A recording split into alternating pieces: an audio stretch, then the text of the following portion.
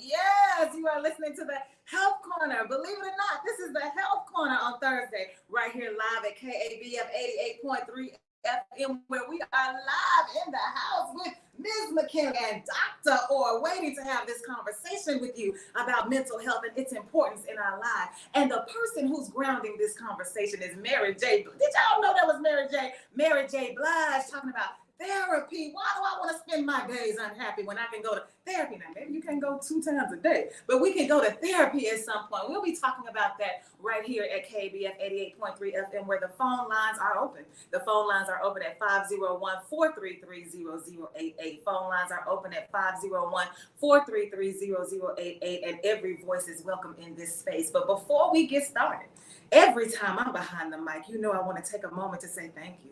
We are so grateful for your presence. You show up for us all the time. We've got over 70 shows on this radio station, and you are listening 24 hours a day, 7 days a week, and you are why we are here. We will be celebrating 39 years next month, and it's because of you. And we want you to know how grateful we are. So thank you for all of the ways that you show up, and thank you for calling in, because I'm anticipating right now that you're going to call in at 501-433-0088 so that we can talk about what it means to focus on mental health so that we won't have to live all of our days unhappy. Because Mary J said, why I got to do that? Why I got to live the rest of this year alone? I don't have to, because there is a way out for me. And we are going to talk about how you can escape that kind of feeling, those kinds of feelings and emotions. We'll be talking about that right now. But first, let you hear from your experts this morning.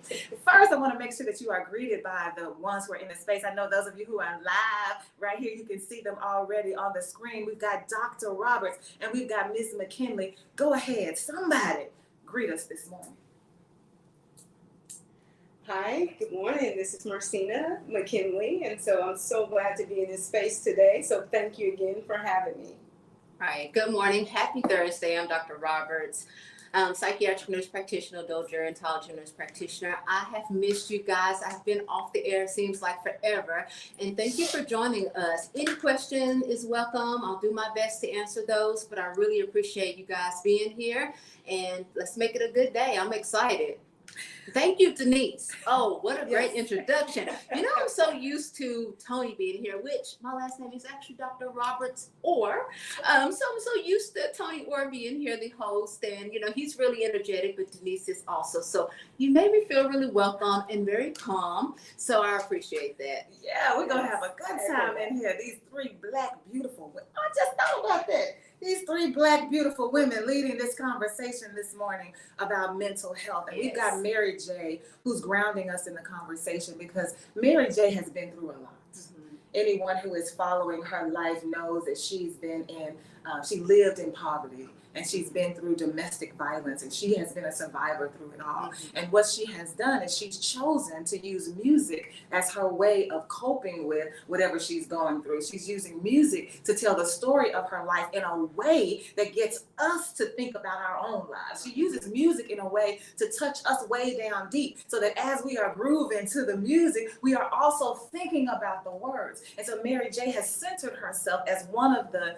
leaders in the music industry that we turn to see somebody who's real, because she don't mind telling you what I'm going through. She said, I'm telling you I'm unhappy, and not only am I unhappy, I'm telling you that I don't even like myself. One part of the song, she says, I don't even like me.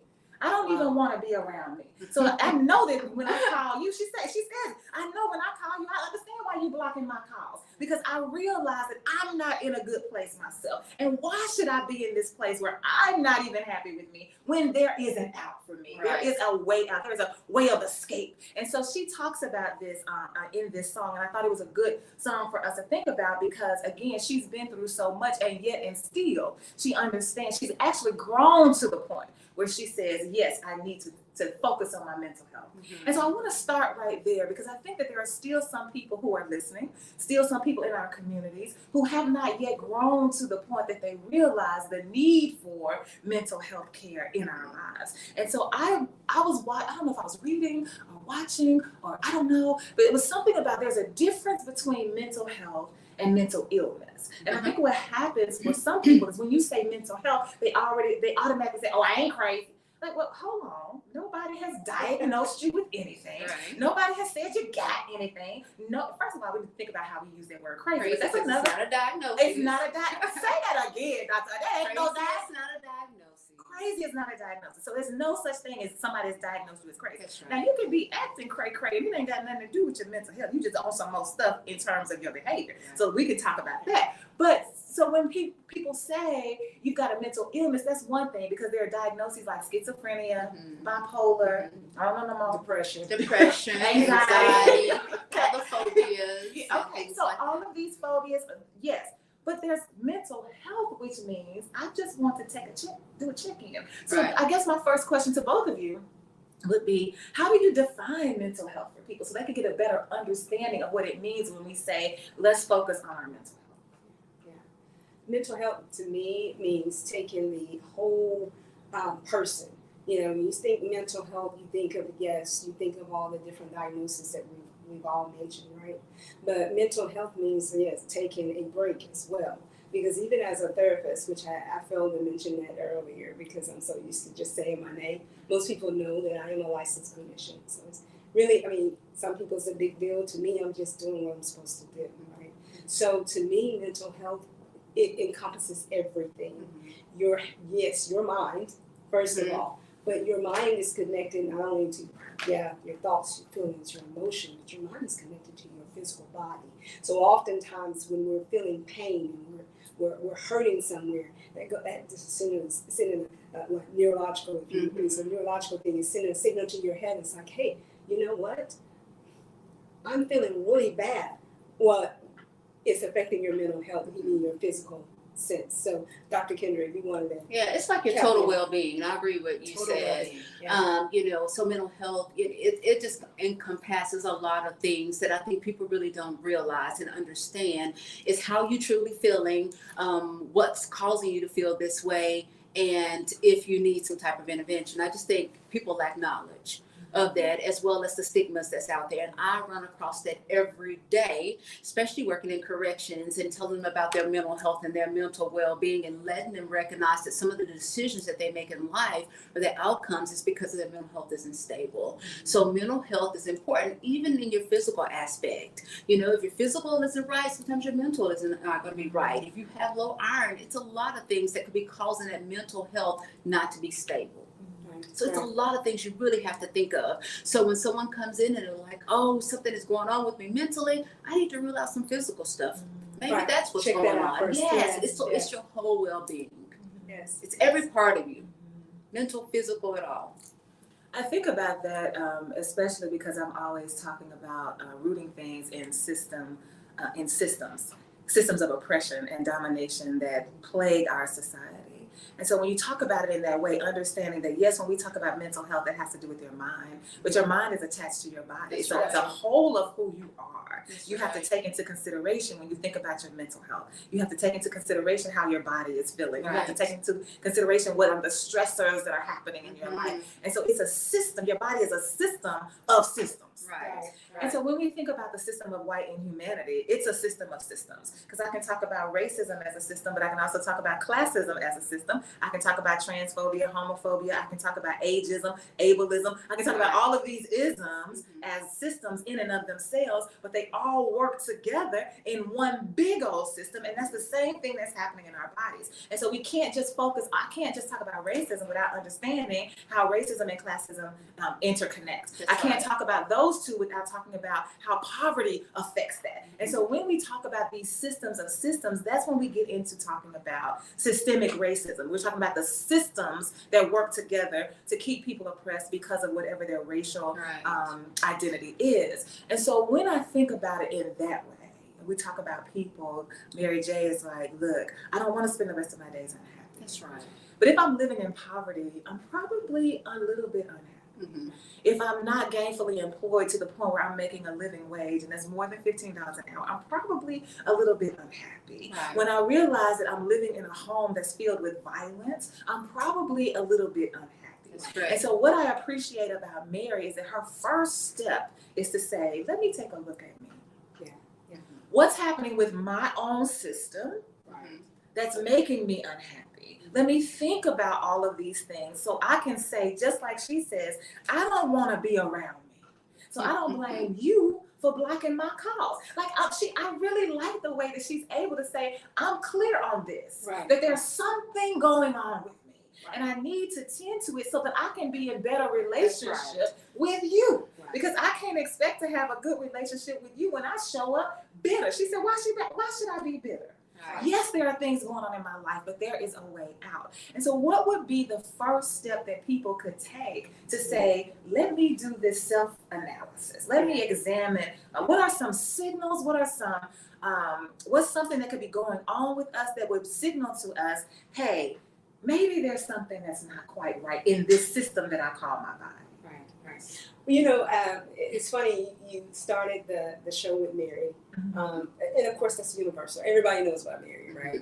So, or if you don't, you know now. But one thing that she's basically teaching in a nutshell is responsibility. And you have to ask yourself, and that, that word everyone knows. But when you say responsibility, that is something we have stopped teaching. If you think about it.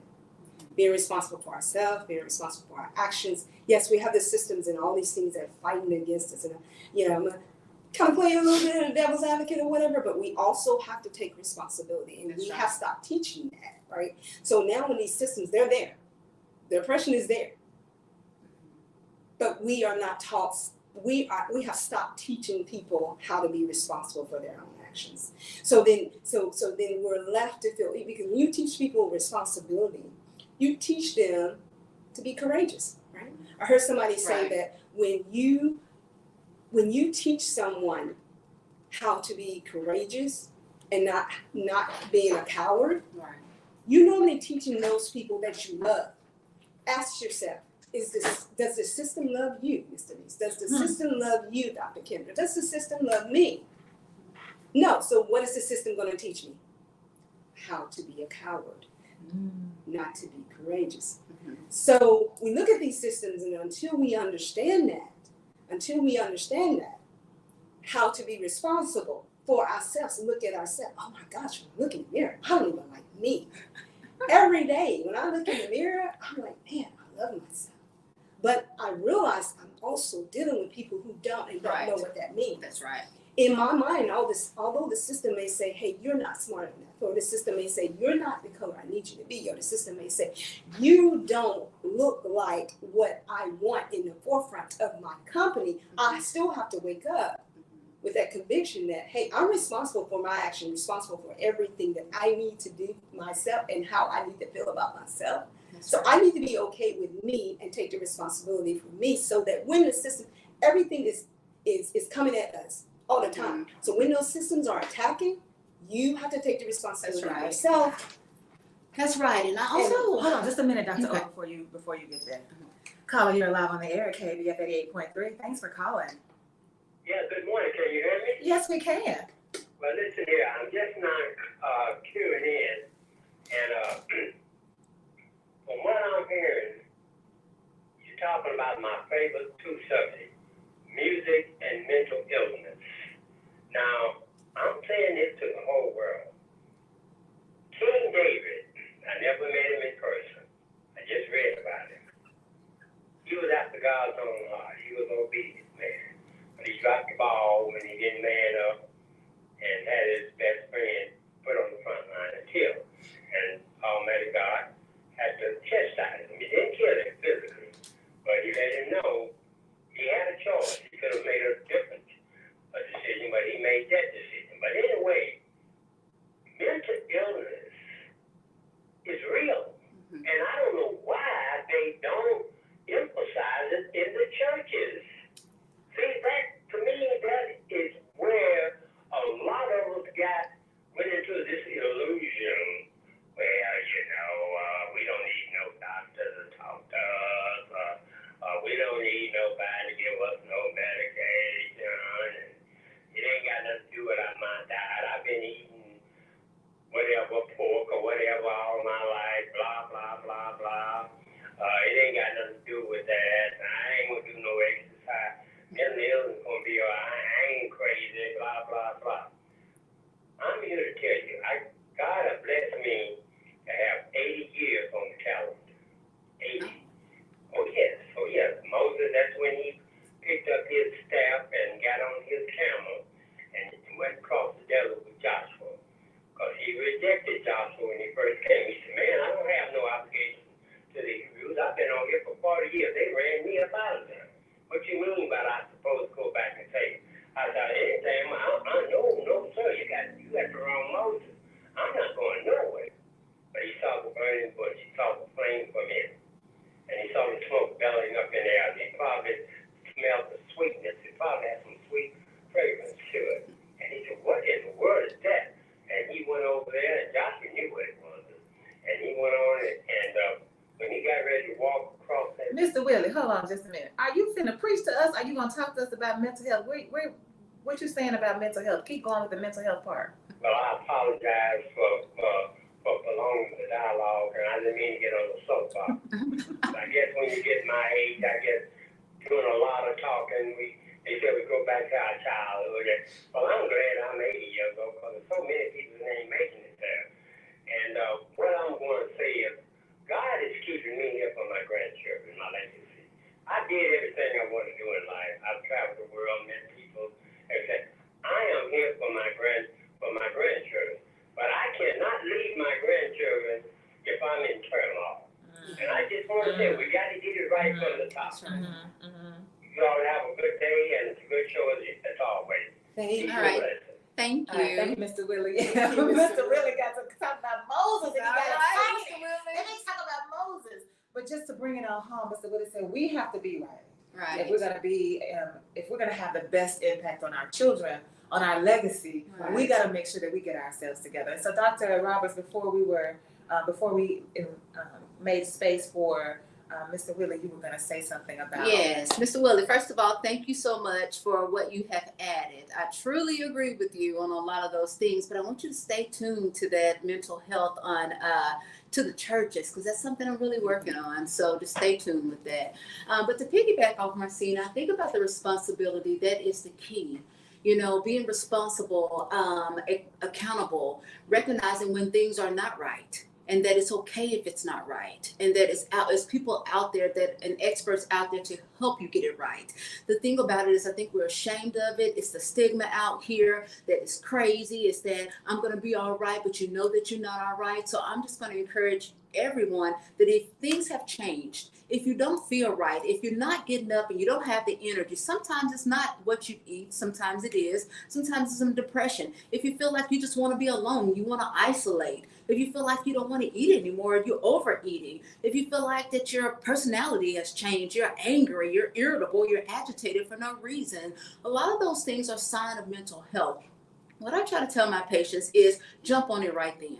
Don't wait till it get worse, that you get all the way to the left and you will not seek attention.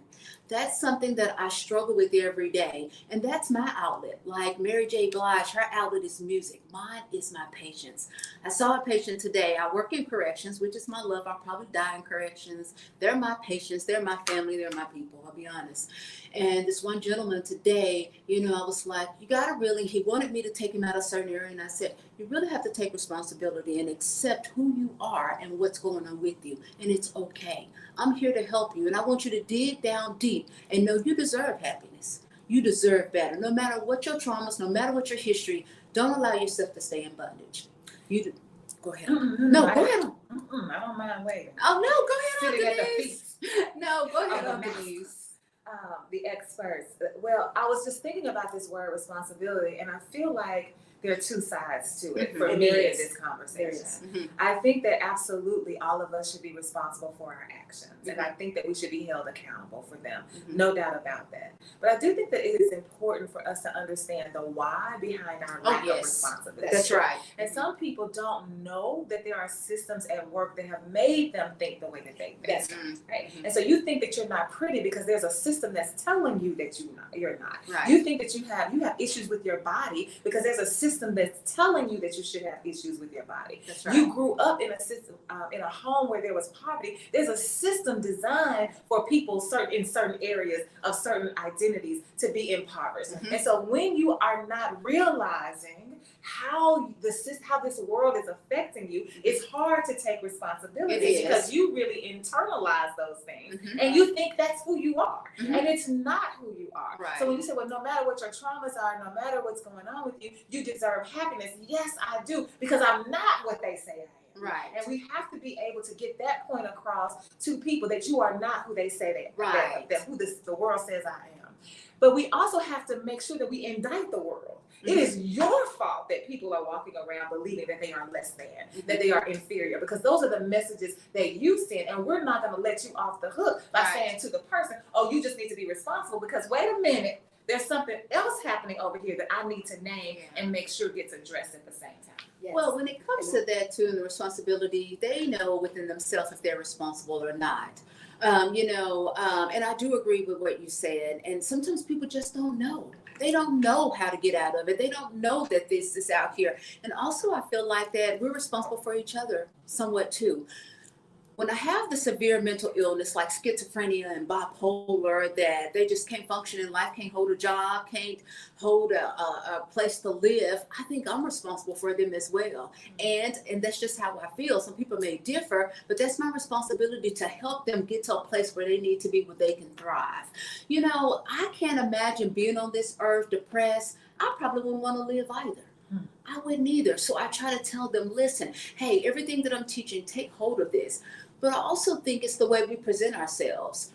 All of us experts out here, we all can target. I know we're busy. It's not enough of us. But if you have that opportunity to try to teach, to educate, to encourage, to empower, do it. That's what I'm encouraging everybody to do it. So I'm always, like I said, with my inmates, my inmates' patients, okay?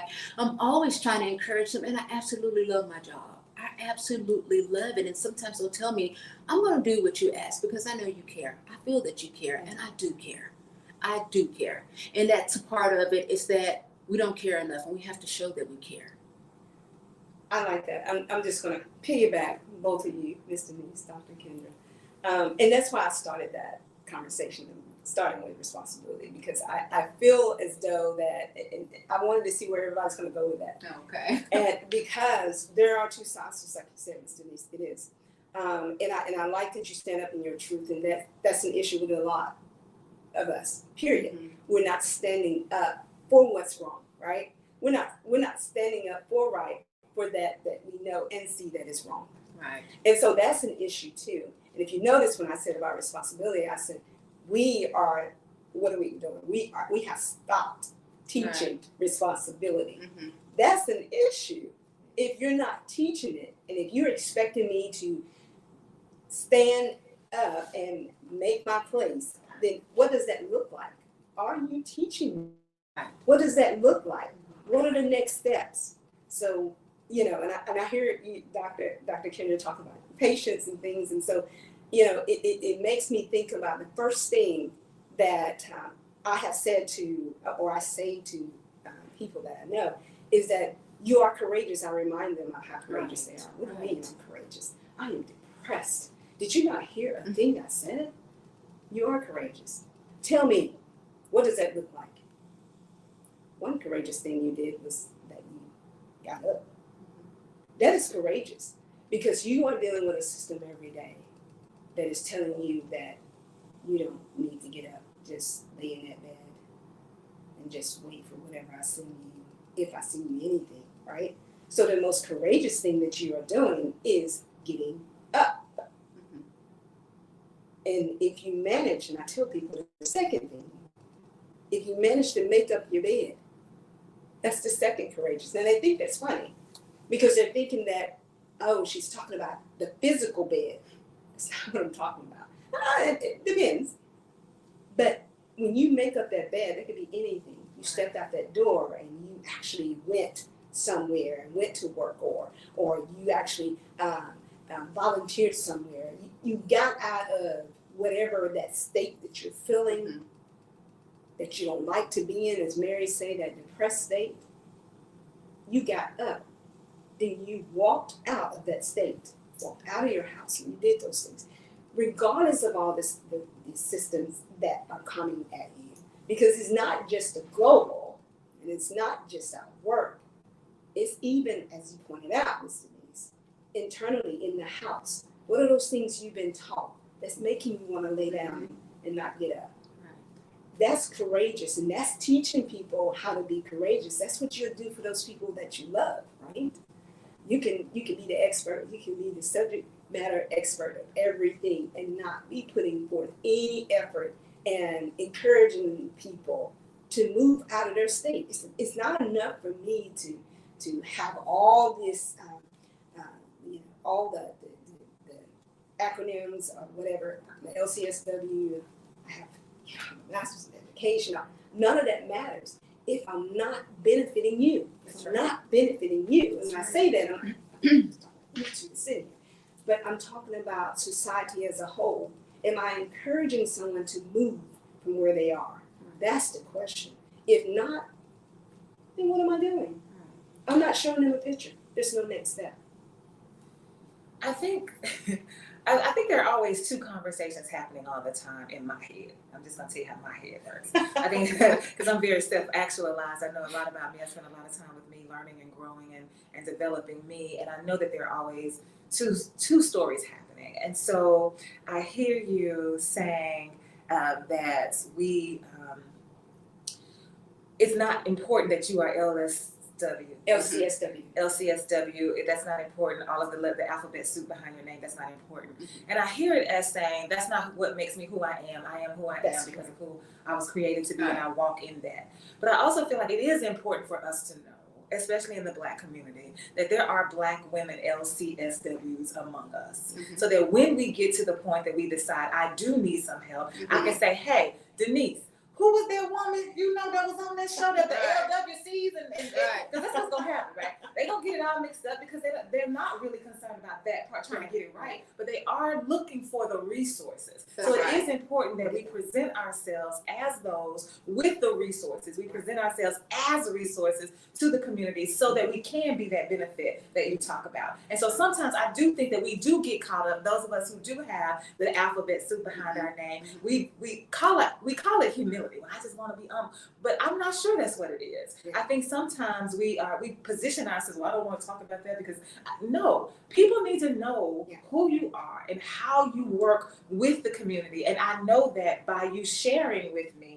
all of what you have done to reach your goal. Right. Yeah. And when we think about the future of Black people, our children need to be able to look up and see Blackness represented in all of these spaces. I need to know that there's a Black woman who's a doctor of nursing. I need to know, right, that I can be that.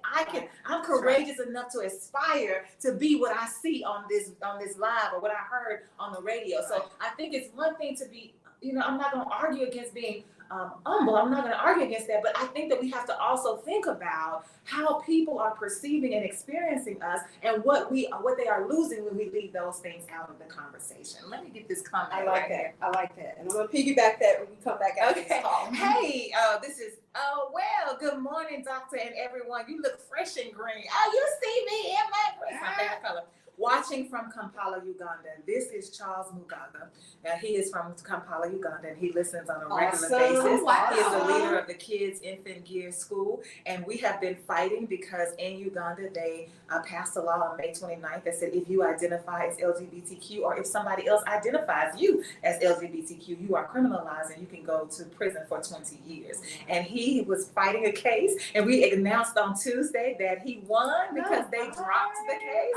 Those charges have been dismissed. But then they wanted to charge him for the court case, wanted him to pay the court costs. And I'm like, how are you going to charge me? Because somebody accused me. But it turns out that I was wrong. Charles, when you talked about courage, you talked about being courageous. Charles, when they got the letter that said because you are gay, you should not be working with children, he said, no, I'm going to fight you. So he lived in his own truth and said, I'm going to raise up. Because I know my rights, and I'm going to sue you for coming at me just because of who I am. Right. And so this is who we have listening with us on today. Charles, we see you. Thank you so much for showing up in this space. We appreciate your presence every single time. Caller, you're live on the air, KBF 88.3. Thanks for calling. Hotel, but good morning, Mr. Denise. Hotel. Good morning. How y'all doing this morning? Doing great. I just want to make a quick point here. When we go get our physicals at our doctors, I think everyone should have an endocrinologist. okay, to make sure that our hormone levels are where they should be, which may give an indication of some of our mental health problems. And the reason I say that, the three that I'm really most interested in hormones are serotonin, dopamine, and melatonin. Serotonin gives you that creative spirit. Dopamine gives you the balance for your body and in between your ears, and melatonin controls the sleep. I didn't say melanin, I said melatonin.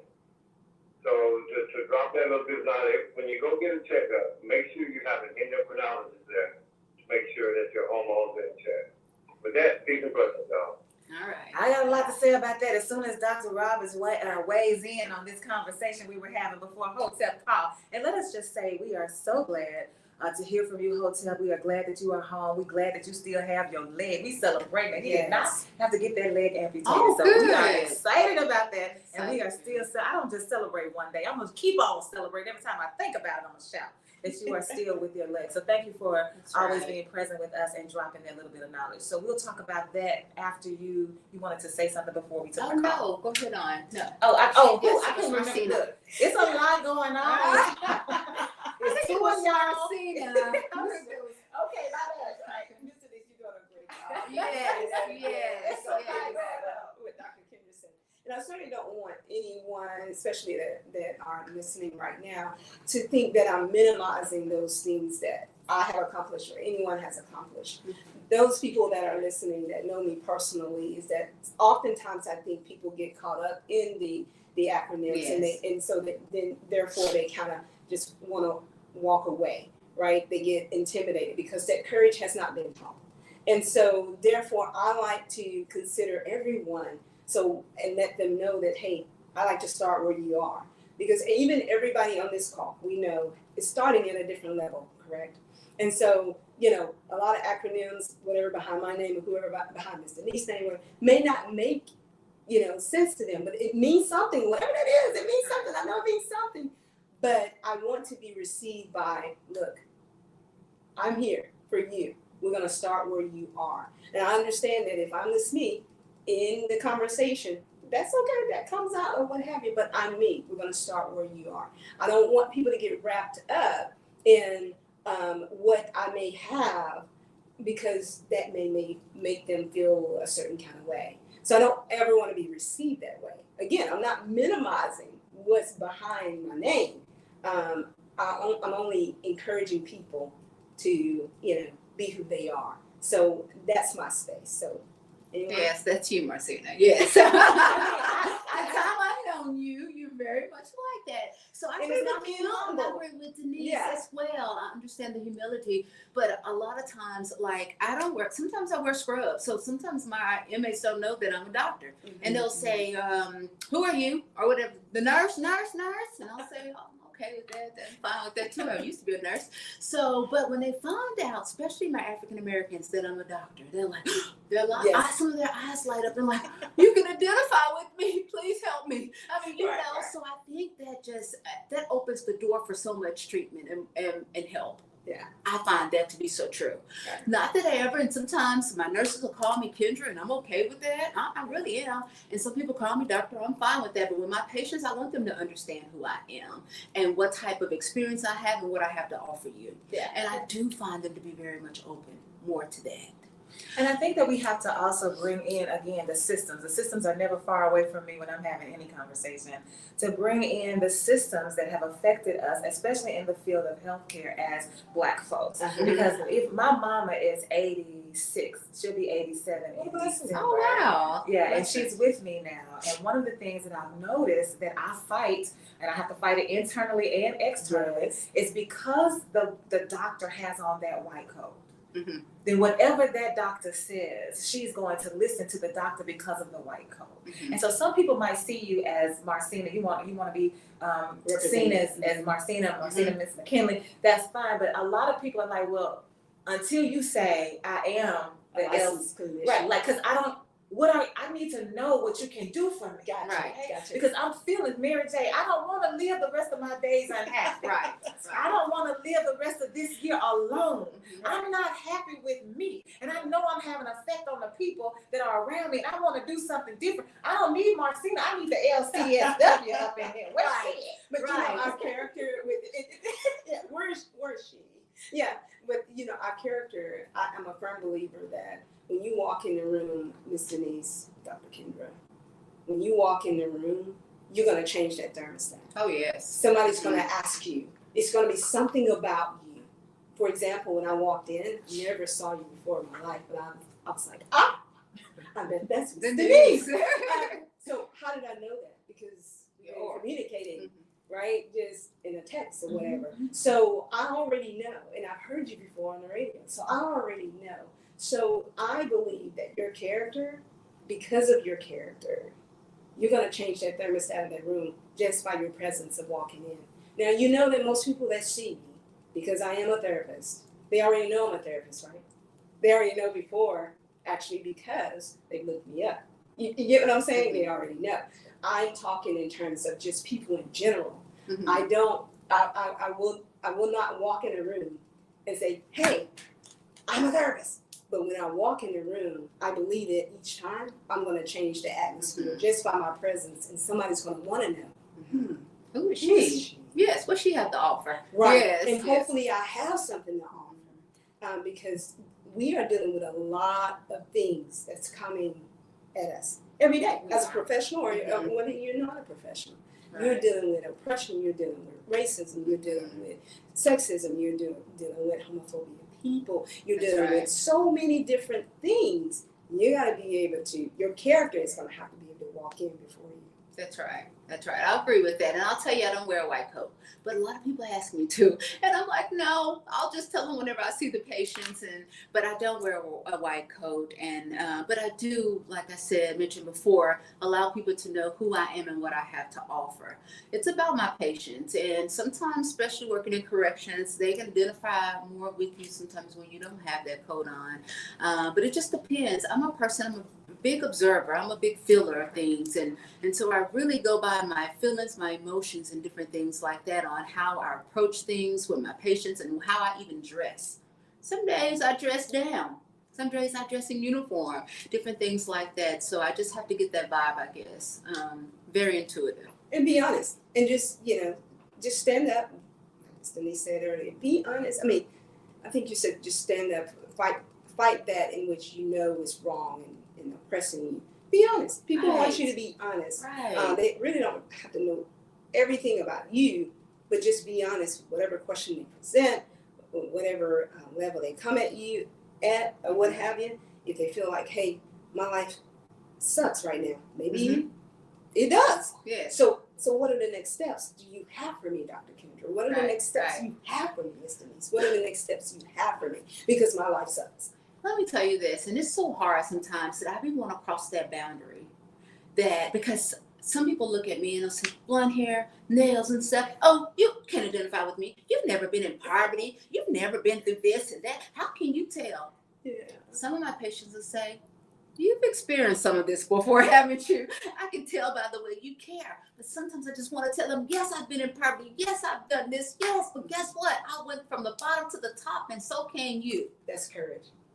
Oh, That gosh. has to be I taught. said I'd probably get put out to jail because a lot of times I do tell them some of my story. But I just want them to know you can do it too, no matter what your obstacles are. Sometimes we may not know those resources, like I said, are available. But I try to make sure that we have those. Even like my therapist, I'm like, okay, you're homeless. If somebody's homeless or you got this going on, hey, I got a resource for you. I'm always trying to provide them with as many resources as that I have available.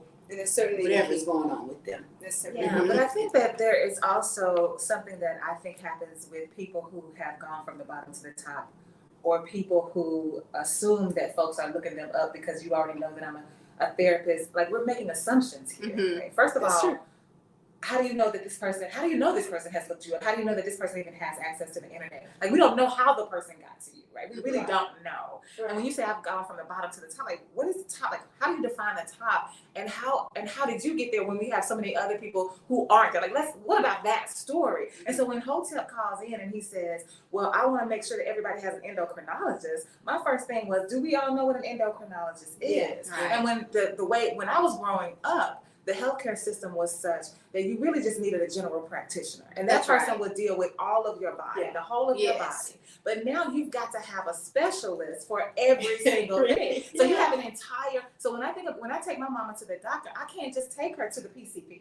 She has a PCP, she has a nephrologist, she has an endocrinologist, and she has a podiatrist. Like, she has all of these people who care for her whole body. But with the system that we have, that is not always available to you. Some people don't have insurance at all. That's and then you have basic insurance that might let you go to a PCP, a primary care physician, for a copay, but then the specialist is more than your copay. So we're making a lot of assumptions here that I think happen sometimes when we know. See, we're because you said, I want to meet you where we are. Well, if somebody's meeting us where we are a little more knowledgeable because we have the privilege we've had the privilege of education. And that is not something that other people have. So we have to make sure that, I think that we also have to make sure that we are saying, wait, I don't know where the person is. I don't know what they know about me. I do want them to experience my energy. That's what I do want them to do. I do want them to experience and feel that I care. All of the other stuff can relax. That's true, because I need to center them and their story before I can even know how to talk. And so Hotep says, make sure we have an endocrinologist. And I'm like, first, can we get some insurance? Right. Can we start right there? Let me say this, Denise. Thank you so much. And thank you, Hotel. But I want to thank you for reminding me of that, because I forgot what I was going to say about that. But I wanted to chime in. You had something to say. Yes, because I would love for everybody to have an endocrinologist, but they're not readily available. They are specialty doctors, and it's not easy getting to them. But one thing I want to reassure you of, providers, that's their job. That's part of the algorithm of them assessing you and figuring out what's going on as we draw labs. So you're going to get a CBC with your blood count. You're going to get a CMP, check your kidneys, your organs, all those things. A TSH, which is the thyroid, that lets you know, hey, if it's out of whack. You can do one level, and that can tell you your whole system of thyroid pretty much is out of whack. And then they'll keep on and trying to figure out and discover which thyroid. But that provider is capable of doing that. Now, when it comes to the severity of it, the condition, if that provider feels like, I can't control this system, I have to send you to an expert. Sometimes providers are not comfortable with controlling it. So they'll say, look, this is out of my hands. I'm going to have to send you to the expert. But guess what? I'm going to try to control it until you can get in to see the expert. But like you said, Denise, a lot of people who live in poverty, a lot of people even in corrections don't have insurance. So that's something that we're working on, is that inmates, when they come to jail, that they get an application for insurance. All right? Mm-hmm. Caller, you're live on the air, KBF 88.3. Thank you for calling. Yes, I'm going to take one more little light out there. Take it, Mr. Willis. Okay, listen. Thank God for the Greek philosophers, and thank God for the psychiatrists. And we can start with Sigmund Freud, because he cracked out on cocaine. But anyway, listen. If we don't recognize the mind is the closest thing to ET. Yes, it's the closest thing to ET. Almighty God, however you want to put it. If the mind don't get me right, I'm sorry, but the physical, it can be in tip-top shape. But if that mind is depleted, we in harm's way. Good show. Thank you. Thank you. I know you're right about that. I know you're right about that. That's true. And I want to say this. People with severe unstable mental health die 25 years sooner than people without a mental health. So that's very important, because a lot of times too, people with mental health disorders, it depends on the severity of it. It can be just depression, which can be paralyzing and debilitating, where you just don't have the energy or the desire or motivation to do anything. So guess what? If I'm laying there, my blood pressure may be up, I don't feel right, but I just don't have the energy to get up to even tell anybody to go to see a doctor or anything, and that just goes south. So a lot of times it's not uncommon to have someone with a severe mental health health disorder or depression come in with a high blood pressure uncontrolled, with diabetes, with cholesterol problems, with all these other comorbidities. So that's why it's always important to recognize if you are struggling with mental health to go seek help. And it's okay. It's okay to get to your provider and tell them it's confidential what's going on with you, so that provider can seek out resources or try to help you get better. But that's absolutely true. And that's what breaks my heart the most. It's that when they don't recognize it or don't feel comfortable with expressing themselves and just realizing that everything is important, their mind and their body. It all correlates. Well, I'm just gonna be real. I'm not gonna tell. I go to the doctor all the time because I am privileged enough to have insurance, and I want to always name stuff as privilege. I don't talk about blessings because I think when people talk about blessings, they root it in the system of religion. People talk about privilege. It helps us to remind. It to me is a better reminder that you are in a situation that everybody's not in. Because I could argue that everybody could be blessed by God, but when I talk about privilege, that means that I'm sitting in a seat that not everybody has access to, and that's important for me to remember. So I'm privileged to have health care, so I go to the doctor. But there are questions that I'm asked that I do not answer truthfully because I don't trust the doctor, and I'm gonna be real about that. Because I need you to find a doctor you trust. Yeah, I do have some that I trust. But I think that it is important for us to know, especially when we think about the history of Black folks in healthcare. And so we have to, because one of the things that we don't have all the time is a culturally competent healthcare provider. You might be knowledgeable, you might be educated, you might have the experience, you might have all of those things. But if you don't know that my body as a Black woman is 10 years older than the white woman's body because of stress that's related to racism, then that's a problem. You need to know that. And so when I'm with you, you ask me a question, if I'm not comfortable enough to believe that you are really concerned about my body, I'm not going to answer it, which brings us back to representation matters. I at least will make the assumption that if you look like me, you're going to care. I might be wrong, but I'm at least make that assumption and be more open than I would normally. And then if you turn out to be somebody that I didn't think you were, but then that's another story. That's right. And so it's important for us to be in these spaces, but the person has to know, hey, not everybody walks into the door saying, well, I trust that this person is going to do right by me. I have to have an experience with you that tells me over and over again that I trust you. Because there's doctors that I take my mama to. There's one, I'll leave her.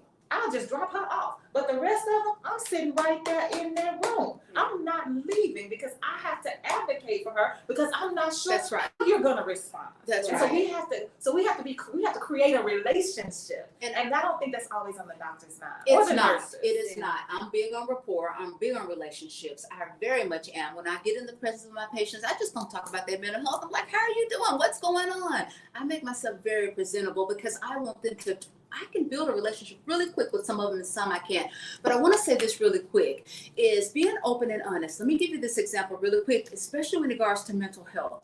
Certain things you leave out will throw your chemistry off. So if I ask a patient, are you hearing and seeing things? Some of them be like, nope, I'm not. Are you depressed? Yes. And then I go to ask another question. I'm going to start you on this one. Then I come back and I'll say, how are you feeling? I'm not doing that. Medicine didn't help. Well, tell me why the medicine didn't help. I'm still hearing voices. I'm like, that's what I asked you initially. I said, but I just try to encourage them because guess what? Some of those medicines I may put you on may worsen the voices or may make you more depressed. You get what I'm saying? So that's why I get what you're saying. Oh, no, I grew up with a mother who said that. I grew up with a mother who said it's two people you don't lie to. You don't lie to the IRS and you don't lie to the doctor. Right. I grew up in a household because you could be making things so much worse, and certain medicines can cause things to get worse. You get what I'm saying? I do. So I always just encourage them, and I also encourage people. I'm not saying there's a million doctors out here, but if you don't trust that doctor, find another doctor if you can in your insurance plan. I'm not saying it's always for everybody, but I just the plan is for the doctor to take care of you in the best interest of you. And you just admitted you don't really trust your doctor because otherwise you'd be more transparent. Well, I'm also like, I have a history of doctors, so I'm not talking about this particular doctor. I could be talking about any doctor in my history to doctors. So so I'm not talking about any particular person right now. But I also want to say, we really are out of time. But I also want to say before we go that I want people to absolutely underscore what you say. It's important to be honest with your doctor. It is. I also want to recognize that people are going through so many things that this honesty, I'm looking for a safe space. Right. Wherever I am, Right. especially with the systems that I'm facing, Right. with the trauma that I'm dealing with the violence that's around me, not just in my home, but in this world. Yes. I'm looking for a safer space. Right. And if I don't feel that, my body, I really believe for people, our bodies take a back seat to me needing to feel safe. Right. And so if I don't feel, it might, the medication might make the voices That's worse. right. And we might get to that the next time, but right now, I need to know that as I'm talking to you, I'm okay. And if I don't feel that, then the information is not going to be provided. And I think again, the relationship has to be, now we have to be willing as patients to share, yes, but we have to feel that when I do share, it's going to matter. Right. And so I think that's part of the conversation. Look, y'all, we've been right here with Dr. Roberts and with Miss McKinley for the last hour talking about mental health and how important that is to you and how important it is for all of us, for us to build relationships by walking in the room, making sure that you know that I'm here for you, that I am here for a community. I'm called to work with you. I'm called to build this relationship so that I can care for your body, because I understand that your mind is included in that body. Not just your body, but the body includes the mind. And I'm concerned about your mind because as the caller said, who was that, Mr. Willie? It don't really matter what else going on with your body if your mind ain't right. So we've got to focus on our mental health, understanding that it's not about making sure that you don't have an illness. It's about checking in to make sure you are keep staying aware of what's going on. Let me get this last comment in before we go. I'm acquainted with a young woman who sleeps a lot. I consider her sleeping as an escape tactic. How would you characterize? How would I characterize? The sleep. She sleeps a lot, and she thinks it's an escape. Sleeping a lot. Would you think that is it something else that could be going on? Oh, there's definitely something else. It could be, and it could be something physical too. Her iron could be low, so I would suggest that she go and see her primary care doctor. That's right.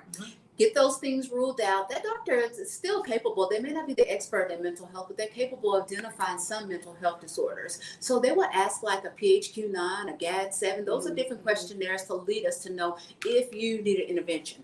So sleeping, okay, I may just need to get away, but is it continuous, a continuing thing? Is there any other things? They have to meet criteria. Like, are they irritable, like I said? Or if their appetite has changed? Did they stop working? Are they unkept? Are they not showering? Are they not brushing their teeth? Different things like that are different warning signs that'll let you know something is going on. Yeah. Start with the physical first. Yes, Get physical is PCP, always important. and then you can What's the weed out all the other GAD-7? stuff. I'm sorry, I got It's a stuck on generalized GAD-7. anxiety screening. Yes. Oh, okay. Yes. So I got stuck on the gate. I didn't know what you were talking about. So Yeah, I'm okay, sorry. so let's answer this person. So the person who sleeps a lot, we want to refer them to their PCP Yes. so that they can have the phlebotomist draw their blood and Uh-huh. then make sure that they can get a screening so that they can look at those levels, and then those levels will be information to the PCP as to what the next step should be as we get to focus on their mental health, if that's what needs to happen. Is That's that what I'm correct. hearing? Yes. Is And that that what I'm hearing you PCP, say? that is correct. Because that PCP, like I said, it could be some iron deficiency, it could be a vitamin deficiency, it could be a lot of things causing that person to want to sleep, not just depression. Yeah. So you want to rule all that out. And also that PCP is capable in their scope of practice to provide a little medicine, a little therapy recommendation. So that would be the first step, because if you go to see a therapist or a psychiatrist, they're going to want that referral from your PCP, if anything. So you want to start with that. That's what I would encourage you to start with, that PCP. And I want to back up from the PCP and just say to Phyllis, this was from Phyllis Brown, that I think that it started with you as a member of community recognizing That's that right. your That's friend right. is sleeping a lot. That's And so right. you're in relationship, in community, and you say, you know what, wait a minute. Every time I talk to you, you sleeping. Every time I call you, you sleeping. There's something wrong. And so back to relationships that we have to nurture all the time, inside and outside of the healthcare arena. I really appreciate that. And then now we can say, as community, I recognize, now I'm going to recommend you to that PCP. Right. Thank you all have been listening to the Health Corner. It is live right here on KABF 88.3 FM every third Thursday. You need to mark your calendar now. Every third Thursday of the month, you will have Dr. Roberts and Miss McKinley right here to have this conversation with whoever shows up to be the host. Thank y'all so much for being here. We'll All see you right. next Thank time. you guys. Take Thank care. you.